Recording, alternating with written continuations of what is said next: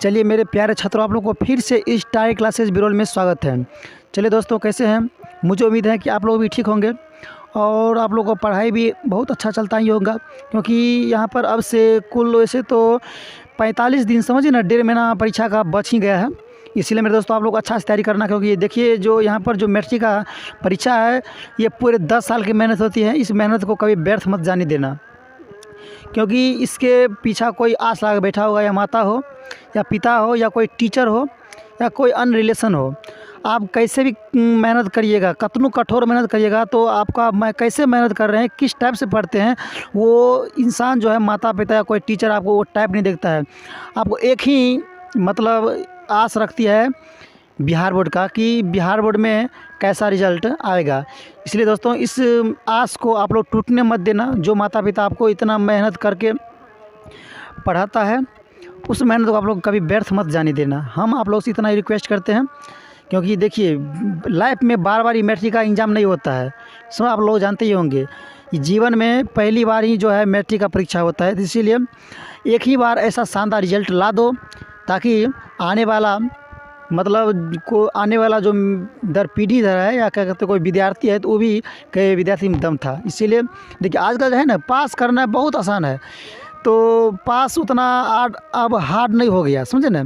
तो इतना सुंदर बिहार बोर्ड पैटर्न कर दिया है कि मानिए ना कि जब परीक्षा का टाइम जब नज़दीक आता है, समझ गए, तो पैटर्न समझ गया, आप जाकर वहाँ पर क्या कहते हैं, पैटर्न समझ में आ गया तो जाकर लिख दिया, तो पक्का है उसको पास मार्क अबे करेगा। तो पास मार्क में आप यहाँ पर तो भर साल रहकर मेहनत किए हैं ना, आज जो यहाँ पर 1 महीना मेहनत किया, तो उसमें आप में बहुत सारा अंतर है। इसीलिए हर सिचुएशन को, हर चीज़ को ध्यान में रखते हुए आपको मेहनत करना ही पड़ेगा। करो, उस शेर की तरह करो और अच्छा से मेहनत करो और दिखा दो शानदार रिजल्ट, समझ गए। चलिए यहाँ पर जो वीडियो लेकर आए हैं, यहाँ पर आपको जो विद्यार्थी मैट्रिक में मैथिली धरे होंगे, उसके लिए आपको ये 8वां का हिंदी पढ़ना पड़ेगा, समझ गए। तो 8वां का हिंदी में हम बहुत सारा सब्जेक्टिव क्वेश्चन के बारे में लिखवा चुके हैं, अब यहाँ पर लेकर आए हैं। तो मतलब 7वां से 8वां, मतलब 8वां चैप्टर से आगे दिया गया है। यहाँ पर बच्चे की दुआ के बारे में पढ़ेंगे, उसके बाद दिया गया है विक्रमशिला के बारे में पढ़ेंगे, फिर दिया गया अशोक के शस्त्र त्याग के बारे में पढ़ेंगे, फिर पीपल के बारे में पढ़ेंगे, और यहाँ पर इसी में पढ़ेंगे ईर्ष्या तू न गई मेरे मन के बारे में पढ़ेंगे, और यहाँ पर दिया गया है कबीर के पद के बारे में पढ़ेंगे, और दीदी की डायरी के बारे में पढ़ेंगे। मतलब यहाँ पर जितना हम लिखे हैं, इसके बारे में हम स्टडी करेंगे इस वीडियो में, समझ गए। तो आप लोग क्या करना है, इसमें का हर क्वेश्चन को आप लोग अच्छा से समझते जाना है, और हर क्वेश्चन आपको एक पर एक क्वेश्चन है, काफ़ी इंपॉर्टेंट है, और हर यहाँ पर जितना भी क्वेश्चन दिए काफ़ी इंपॉर्टेंट है, पुछला क्वेश्चन है। ये 3 साल से बराबर ये क्वेश्चन इसमें आता ही रहता है, और ये क्वेश्चन हर को मतलब यहाँ पर जितना क्वेश्चन था सब क्वेश्चन को छाड़ दिए हैं, समझ गए। तो इसीलिए कोई भी क्वेश्चन आप लोग को थोड़ा भी सस्पिशन हो, थोड़ा भी दिक्कत हो, तो आप लोग कमेंट में ज़रूर कहिएगा, सर यहाँ पर ये क्वेश्चन गलती है, यहाँ पर ये क्वेश्चन हम ना समझ पाएँ, तो उस क्वेश्चन को हम ज़रूर समझाने का कोशिश करेंगे। और क्वेश्चन अगर बाय मिस कोई क्वेश्चन गलती लिखा गया होगा तो उसका भी हम सुधार करेंगे, समझ गए। चलिए चलते हैं पर पहला चैप्टर के बारे में। तो यहाँ पर दिया गया बच्चे की दुआ के बारे में पहले पढ़ेंगे, ठीक है। इसमें से क्वेश्चन लिया गया, कह रहा क्वेश्चन कि आपको यदि अल्लाह या ईश्वर से कुछ मांगने की ज़रूरत हो तो बताओ आप क्या क्या मांगेगा। तो इसका आंसर लिखिएगा, यदि हमको अल्लाह या ईश्वर से मांगने की ज़रूरत हो तो हम सबसे पहले किसी को भलाई करने की इच्छा प्रकट करेंगे, उसके बाद अंधकार के मार्ग पर से प्रकाश के मार्ग पर जाने की चेष्टा करेंगे, समझ गए। और फिर कहता है इच्छा प्रकट करेंगे, जहाँ तक हो सके सबको भला ही करेंगे, किसी के बारे में बुरा नहीं सोचेंगे, यही सब कामना भगवान के सामने प्रकट करेंगे। ये तो अपना भाषा में लिखे हैं, समझ गए। देखिए जब इसको अच्छा से समझिएगा ना, तो ये क्वेश्चन के ऊपर में लिखा रहता है विद्यार्थी यथासंभव अपने शब्द में उत्तर दीजिए। तो क्वेश्चन को रट्टा मत मारो, क्वेश्चन को समझो और उस क्वेश्चन को अपना भाषा में उसका उत्तर देने की चेष्टा करो, समझ गए, तो नंबर भी खूब मिलेगा। और यहाँ पर क्वेश्चन दिया 31 नंबर की, कविता में संसार को बेहतर बनाने की कामना मुखर हुई है, उन कामनाओं को आप अपने शब्दों में लिखिए, समझ गए। तो इसका आंसर आप लोग लिखिएगा उत्तर कि बच्चे की दुआ कविता में बच्चे लोग ईश्वर से कामना करते हैं कि हे ईश्वर, मुझे बुराई से बचाकर नेक राह हो उस पर ले चलो। हे ईश्वर, आपका नाम हर हमेशा हमारे होठों पर ही रहे। ईश्वर, हे ईश्वर, मुझे इतना हुनर दे जो मैं अपना कठिन परिश्रम से इस देश के आगे ले चलूं और मुझे इतना शक्ति दे कि इस पृथ्वी पर जितना भी गरीब और असहाय लोग हैं उसका मैं सहारा बन सकूं। इसका आंसर लिखिएगा, समझ गए। चलिए, आप लोगों को बच्चे की दुआ भी ख़त्म हो गए। अब चलते हैं यहाँ पर अगला क्वेश्चन की ओर। दिया गया है अशोक का शस्त्र त्याग। अब यहाँ से क्वेश्चन लिया गया है, तो इसमें से भी क्वेश्चन आपको जो है बिहार बोर्ड में दोनों टाइप में उठता ही है, समझिए ना, मतलब पूछता ही है, इसीलिए इसको अच्छा से आप लोग दिमाग में बैठा लेने का है। तो यहाँ पर दिया गया है अशोक का शस्त्र त्याग का क्वेश्चन 32 नंबर जो कह रहा है, पद्मा के ललकारने पर भी अशोक ने युद्ध करना स्वीकार क्यों नहीं किया। क्वेश्चन है, इसका आंसर लिखिएगा आप लोग। पद्मा के ललकारने पर भी अशोक ने युद्ध करना स्वीकार इसीलिए नहीं किया क्योंकि पद्मा एक स्त्री थी और स्त्री पर शस्त्र चलाना शास्त्र के विरुद्ध है, इसीलिए पद्मा के ललकारने पर भी अशोक ने युद्ध करना स्वीकार नहीं किया। इसका आंसर इतना ही लिखिएगा तो आपको पूरा फुल नंबर मिल जाएगा, समझ गए। तो यहाँ तक आप लोग समझ ही गए होंगे। अब चलते हैं यहाँ पर 33 नंबर क्वेश्चन की ओर जो कह रहा है, पद्मा को अशोक से बदला लेने का अच्छा अवसर था तब पर भी उसने अशोक को जीवित क्यों छोड़ दिया। समझ गए, काफ़ी इंपॉर्टेंट क्वेश्चन है, तो इसका उत्तर लिखिएगा आप लोग। पद्मा को अशोक से बदला लेने का अच्छा अवसर था तब पर भी उसने अशोक को जीवित इसीलिए छोड़ दिया क्योंकि अशोक उस समय यहाँ पर उस होना चाहिए, कुछ लिखा गया है, तो उस समय निहत्था था और निहत्थे पर वार करना शास्त्र के विरुद्ध है।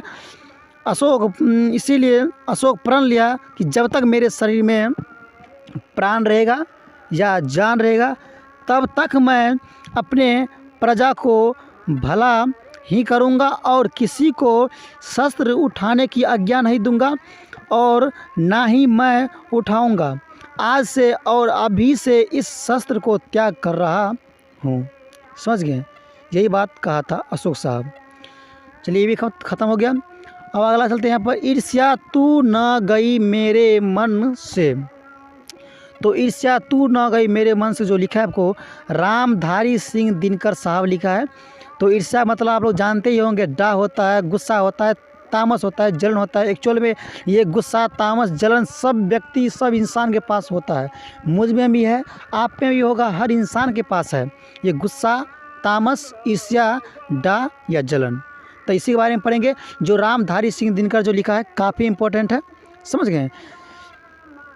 तो चलते हैं यहाँ पर क्वेश्चन की ओर। यहाँ पर 34 नंबर क्वेश्चन की ओर जो कह रहा है, वकील साहब सुखी क्यों नहीं है। क्वेश्चन काफ़ी इंपॉर्टेंट है, कह रहा है वकील साहब सुखी क्यों नहीं है। तो आप लोग इसका आंसर लिखिएगा, उत्तर लिखिएगा। वकील साहब सुखी इसीलिए नहीं है क्योंकि उसके पास ईर्ष्या है। उसको भगवान ने सब कुछ दे रखा है, वो अपनी संपत्ति को नहीं देखता और दूसरे के संपत्ति को देख कर जलता रहता है, इसीलिए वह सुखी नहीं है।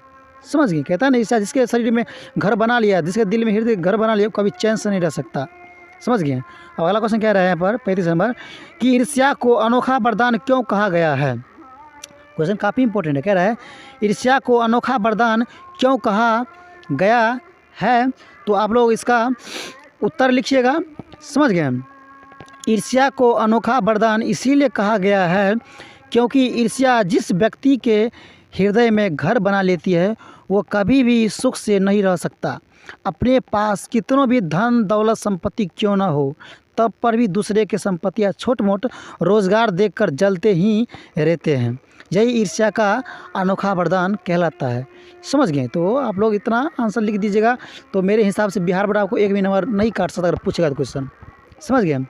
अब यहाँ पर दिया गया 36 नंबर क्वेश्चन जो कह रहा है ईर्ष्या की बड़ी बेटी किसे और क्यों कहा गया है। क्वेश्चन कह रहा है ईर्ष्या की बेटी किसे और क्यों कहा गया है। इसका उत्तर लिखिएगा। ईर्ष्या की बेटी निंदा को कहा गया है क्योंकि जिस व्यक्ति के पास ईर्ष्या होती है वह व्यक्ति निंदक भी होता है। निंदक का अर्थ होता है निंदा करना, अर्थात जिस किसी को बुराई करना या चुगली करना, यह काम ईर्ष्यालु व्यक्ति का ही होता है। ईर्ष्या जिसके हृदय में घर बना लेती है वो कभी चैन से नहीं रह सकता है। सही बात है, समझ गए। तो यहाँ तक समझ गए। यहाँ चलते हैं अब 37 नंबर क्वेश्चन को जो कह रहा है, ईर्ष्यालु से बचने का उपाय क्या है। क्वेश्चन कह रहा है ईर्ष्यालु से बचने का उपाय क्या है, तो आप लोग इसका उत्तर लिखिएगा। ईर्ष्यालु से बचने का उपाय, सर्वप्रथम किसी फालतू बातों पर ध्यान नहीं देना चाहिए, किसी के बारे में बुरा नहीं सोचना चाहिए, किसी एकांत जगह पर घर बनाकर रहना चाहिए और किसी गलत लोगों के संग नहीं रहना चाहिए, तभी हम ईर्ष्या से बच सकते हैं। समझ गए। अब चलते हैं यहाँ पर 38 नंबर क्वेश्चन की ओर जो कह रहा है, ईर्ष्या का लाभदायक पक्ष क्या हो सकता है। क्वेश्चन कह रहा है ईर्ष्या का लाभदायक पक्ष क्या हो सकता है, तो आप लोग इसका उत्तर लिखिएगा। ये भी क्वेश्चन काफ़ी इंपॉर्टेंट है, बिहार बोर्ड क्या बार ने पूछ दिया गया क्वेश्चन है, समझ गए। तो इसीलिए आप लोग इसको दिमाग में बैठा लेने का है। तो इसका उत्तर लिखिएगा, ईर्ष्या का लाभदायक पक्ष किसी को मजाक उड़ाकर हंसना होता है। यह हंसी मानव का हंसी नहीं होता, वह दानव की हंसी होती है। और आनंद लेना दैत्यों का आनंद नहीं होता, वह तो रावण की आनंद होती है। इसीलिए यही ईर्ष्या का लाभदायक पक्ष कहलाता है। हो सकता है, समझ गए, ये भी लिख सकते हैं। और यहाँ पे जाएगा 39 नंबर कि आदमी में जो गुण महान समझे जाते हैं, उन्हीं के चलते लोग उससे जलते भी हैं। भाव स्पष्ट कीजिए। ये क्वेश्चन बिहार बोर्ड सेटअप परीक्षा में पूछा गया क्वेश्चन था और बिहार बोर्ड भी बराबर ये क्वेश्चन को रिपीट करता रहता है, समझ गए ना। तो इसको दिमाग में बैठा लीजिएगा।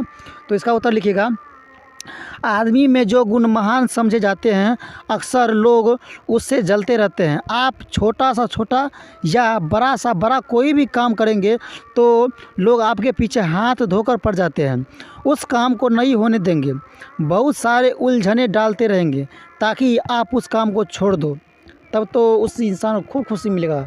समझ गए। तो इसीलिए घबराने का नहीं है। लाइफ में जो भी कदम उठाने हो, जो भी सपना पूरा हो, उसके पीछे दिन रात एक कर दो, जब तक पूरा होना छोड़ने का नहीं है। समझ गए। यहाँ तक हो गया। अब चलते हैं यहाँ पर कबीर के पद, अगला सेटर दिया गया है कबीर के पद, जो जानते ही होंगे कबीर के पद कौन लिखा है, तो कबीर दास ही लिखा है। तो यहाँ पर दिया गया 40 नंबर क्वेश्चन कि मैं कहता निर्मोही रही हो, तू जाता है मोही रे। इस पंक्ति का भाव स्पष्ट कीजिए। क्वेश्चन कह रहा है मैं कहता निर्मोही रही हो, तू जाता है मोही रे। तो इसका उत्तर लिखिएगा, यह पंक्ति कबीर के पद से लिया गया है और इसका लेखक कबीर दास है।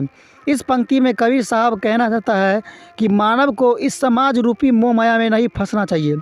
मोह माया में फंसा रहने से मोक्ष की प्राप्ति नहीं मिलती। इसीलिए हर इंसान को जब तक जीवन है, जब तक प्राण है, तब तक सत्य की खोज करते रहना चाहिए, तब ये तो मोक्ष मिलेगा।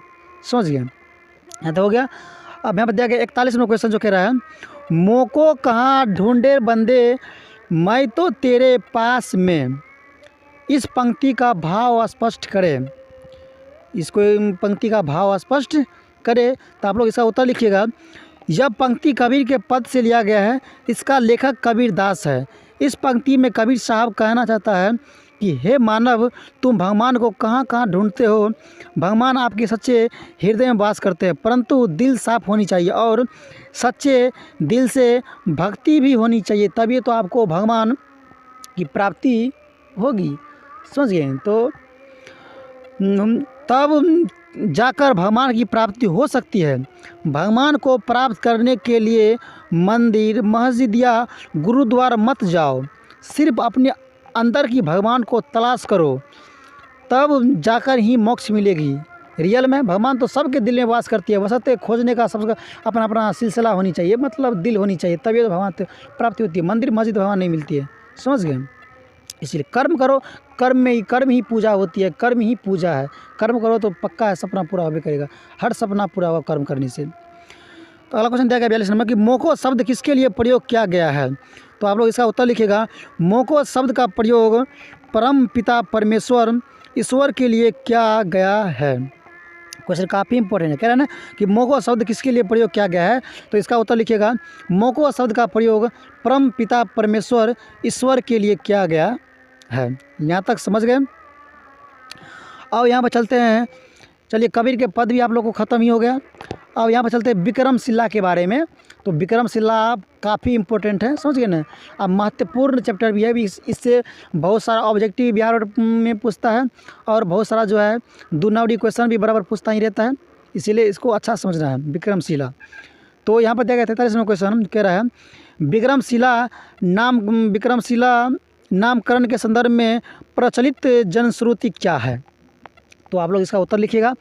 अपने आचार्य के विक्रमपूर्ण आचरण, उनकी अखंडशील संपन्नता के कारण ही मैं विक्रमशिला की संख्या में संबोधित हुआ और विक्रम नामक यक्ष को दमित कर इस स्थान पर विहार बनाने के कारण मेरा नाम विक्रमशिला पड़ा। तो इतना आप लोग इसका उत्तर लिख दीजिएगा, तो आपको पूरा नंबर मिलेगा, 100% गारंटी है। समझ गए? तो यहाँ तक समझ गए। अब चलते हैं यहाँ पर 44 नंबर क्वेश्चन की, जो कह रहा है विक्रमशिला कहाँ अवस्थित है। ये क्वेश्चन तो काफ़ी इंपॉर्टेंट है। समझ गए? क्वेश्चन है कि विक्रमशिला कहाँ अवस्थित है। तो आप लोग इसका उत्तर लिखिएगा।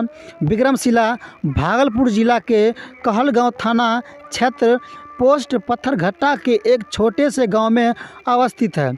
इसका निर्माण 8वीं शताब्दी के समय पाल वंश के राजा धर्मपाल के समय में हुआ था। इतना लिख दीजिएगा तो पक्का है फुल नंबर मिलेगा। चलिए चलते हैं 45 नंबर क्वेश्चन, जो कह रहा है विक्रमशिला के पाठ्यक्रम में क्या क्या शामिल है। क्वेश्चन कह रहा है विक्रमशिला के पाठ्यक्रम में क्या क्या शामिल है। तो आप लोग इसका उत्तर लिखिएगा। समझ गए? क्वेश्चन भी काफ़ी इंपॉर्टेंट है, तो आप लोग इसका उत्तर लिखिएगा। विक्रमशिला के पाठ्यक्रम में तंत्र विद्या के अतिरिक्त व्याकरण हुआ, न्याय, सृष्टि विज्ञान, शब्द विद्या, शिल्प विद्या, चिकित्सा विद्या, सांख्य, उसके बाद वैश्विक, उसके बाद आध्यात्मिक विद्या, विज्ञान हुआ, जादू हुआ एवं चमत्कार विद्या आदि शामिल है। और सारा न जाने बहुत सारा विद्या जो है उस विक्रमशिला में शामिल है। समझ गए? चलिए विक्रमशिला भी ख़त्म हो गया। अब यहाँ पर चलते हैं दीदी की डायरी। दीदी की डायरी अगला चैप्टर है जो संकलित लिखा है। समझे ना? तो दीदी की डायरी जो विधा है, तो पूछेगा कि दीदी की डायरी कौन विधा है, तो आप लोग तो ध्यान रखना डायरी है। तो दीदी की डायरी आपको डायरी विधा हो गया। तो विधा का और साथ साथ लेखक का नाम का भी हम वीडियो बना चुके हैं, तो आप लोग टाइम बचेगा तो उसको भी देख लीजिएगा। समझ गए? चलिए चलते हैं यहाँ पर 46 नंबर क्वेश्चन की, जो कह रहा है संजू कैसी लड़की थी, उसे किस चीज़ का शौक था। तो इसका आप लोग उत्तर लिखिएगा। संजू एक हंसमुख लड़की थी। वह कक्षा 8 में पढ़ती है।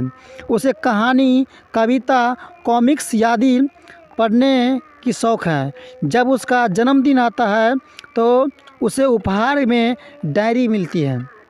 समझ गए? इसका आंसर इतना ही लिखिएगा। और यहाँ पर देखिए अगला क्वेश्चन 47 नंबर, जो कह रहा है संजू को डायरी लिखने की प्रेरणा किससे मिली। क्वेश्चन कह रहा है संजू को डायरी लिखने की प्रेरणा किससे मिली। तो आप लोग ये क्वेश्चन जो है आपको ऑब्जेक्टिव तौर पर ही पूछ सकता है। समझ गए? तो आप लोग ध्यान रखना। तो आप लोग इसका उत्तर लिखिएगा। संजू को डायरी लिखने की प्रेरणा गांधी साहित्य से मिली। जब वह पुस्तकालय में किताबें पढ़ रही थी तो उसमें लिखा था सत्य का प्रयोग, और वह सत्य का प्रयोग उस डायरी में लिखा हुआ था। तो वहीं से प्रेरणा मिली थी। अब यहाँ पर दिया गया 48 नंबर क्वेश्चन, जो कह रहा है सत्य के प्रयोग पुस्तक के रचयिता कौन है। क्वेश्चन कह रहा है सत्य के प्रयोग पुस्तक के रचयिता कौन है। तो आप लोग इसका उत्तर लिखिएगा। सत्य के प्रयोग पुस्तक के रचयिता गांधी जी है। गांधी जी को हम बापू के भी नाम से पुकारते हैं, या फुल नाम हुआ महात्मा गांधी। समझ गए? तो इसका उत्तर लिखिएगा। सत्य के प्रयोग पुस्तक के रचयिता गांधी जी है या महात्मा गांधी जी है। समझ गए? तो चलिए आप लोग यहाँ तक क्वेश्चन कंप्लीट हो गया। तो यहाँ चलिए दीदी की डायरी भी ख़त्म हो गया। अब चलते हैं यहाँ पर पीपल की ओर।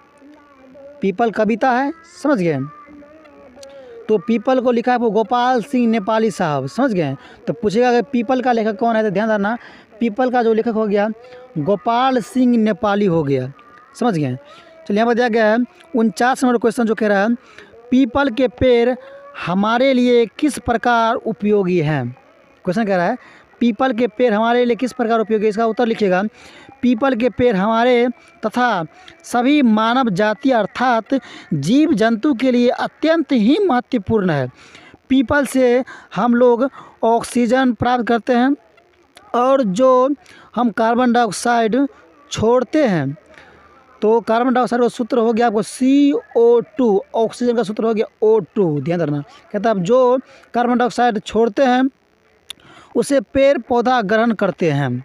अगर पेड़ पौधा को हम लोग नहीं बचाएंगे तो बहुत जल्द ही सभी प्राणी संकट में आ सकता है। उचित है सबसे, इसलिए पेड़ पौधा को बचाओ। पेड़ पौधा से ही सृष्टि हरा भरा और स्वच्छ रहती है। समझ गए। और यहाँ पर दिया गया 50 नंबर क्वेश्चन की ओर दिया गया है, कैसा वातावरण मिलने पर बुलबुल पंछी गाने लगती है। क्वेश्चन कह रहा है कैसा वातावरण मिलने पर बुलबुल पंछी गाने लगती हैं।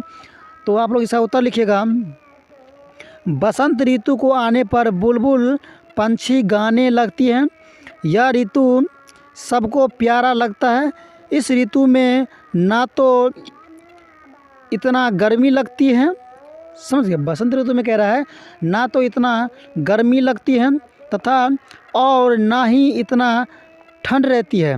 इस ऋतु में सभी पेड़ पौधा में नई नई पत्तियां आना शुरू हो जाते हैं। सभी पेड़ फुलाना शुरू कर देते हैं और सभी पेड़ पौधे जो है नई नई पत्तियां से जगमगाना शुरू कर देते हैं। समझ गए। तो इतना आप लोग आंसर लिख देने का है। चलिए यहाँ तक हो गया। और अभी चलते हैं इस वीडियो का सबसे लास्ट और आखिरी क्वेश्चन लेकर, जो कह रहा है वन्य प्रांत के सौंदर्य का वर्णन कीजिए। क्वेश्चन काफ़ी इंपॉर्टेंट है। कह रहा है वन प्रांत के सौंदर्य का वर्णन कीजिए। इसका उत्तर लिखिएगा आप लोग, वन्य प्रांत के सौंदर्य अति मनमोहक है। समझ गए।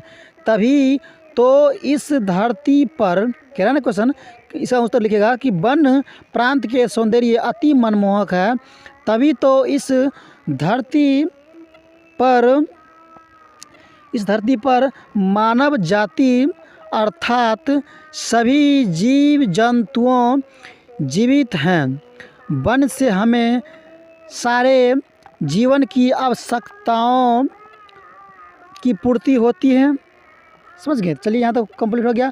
और इससे जो अगला जो क्वेश्चन हम अगला वीडियो में बताएंगे, इसीलिए मेरे चैनल को आप लोग नए होंगे तो सब्सक्राइब कर लीजिएगा। समझ गए, ताकि इसी तरह से आप लोग को हिंदी का पूरा संपूर्ण ऑब्जेक्टिव आप लोग सामने पहुँच सके। तो दिया गया यहाँ पर इससे आगे का प्रश्न जो है आपको अगला वीडियो में मिलेगा। इसीलिए तो आप लोग चैनल को ज़रूर सब्सक्राइब कर लीजिएगा। और मैं ज़रूर अगला भी क्वेश्चन आप लोग बहुत जल्दी आप लोग सामने